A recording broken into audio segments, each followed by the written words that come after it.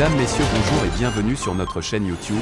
Ici nous vous donnons la clé, alors si vous êtes nouveau, abonnez-vous et cliquez sur la cloche de notification pour ne plus rien manquer. Cela fait, on peut commencer. La Russie a aussi des colonies en Afrique. À ce jour, les puissances mondiales se disputent. La Russie a-t-elle ou non des colonies en Afrique? Depuis le début de l'invasion de l'Ukraine par la Russie, cette question a résonné en particulier concernant la guerre sur Twitter africain.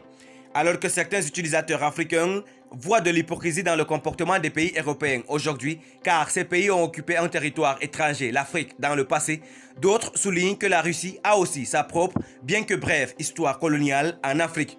Nouvelle colonie de Moscou. La chasse africaine a atteint son apogée à la fin du 19e siècle. Elle était dominée par des puissances européennes, dont la Grande-Bretagne, la France, l'Allemagne ou le Portugal, qui lors de la conférence de Berlin au tournant de 1884-1885 ont divisé leur sphère d'influence et établi des frontières géométriques, à savoir celles que l'on peut encore voir sur les cartes aujourd'hui. La Russie ne veut pas non plus être lésée pour compte. L'aventurier russe Nikolaï Ivanovitch Achinov a profité de l'occasion lors de son voyage dans l'empire éthiopien de l'époque dans le but de renforcer des relations mutuelles. Avec sa compagnie d'environ 200 Cosaques en janvier 1889, Achinov jette l'ancre dans le village de Sagalo dans l'actuelle région de Djibouti, qu'il nomme la Nouvelle Moscou.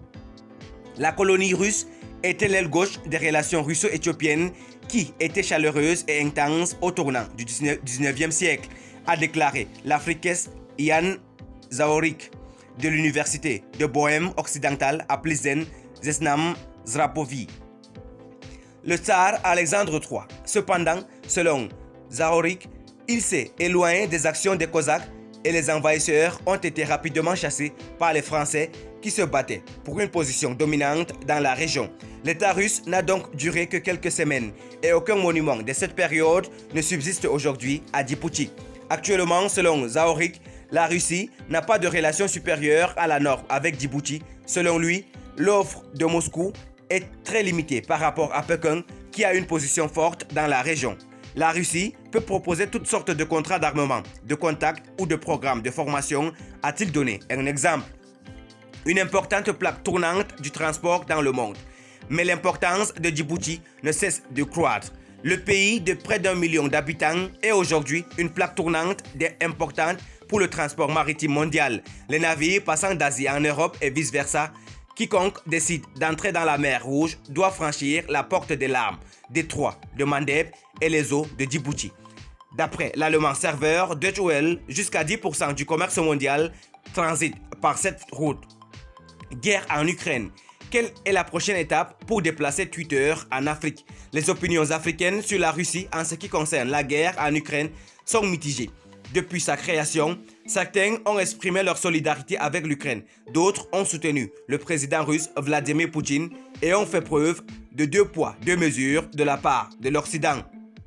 Djibouti est très important lorsqu'il s'agit de contrôler la circulation des marchandises, y compris les matières premières stratégiques, et c'est l'une des raisons pour lesquelles les puissances mondiales construisent des bases militaires dans ce pays. Une autre raison est la présence de pirates dans les eaux somaliennes, a expliqué l'homme africain. Ainsi, il se réfère entre autres au premier du pays, c'est-à-dire à Djibouti, que se trouvent les plus grands nombres de bases militaires de tout le continent africain. Merci pour votre aimable attention. Si vous êtes nouveau, n'oubliez pas de cliquer sur la cloche de notification et de vous abonner à la chaîne. Merci, à très bientôt pour une nouvelle vidéo.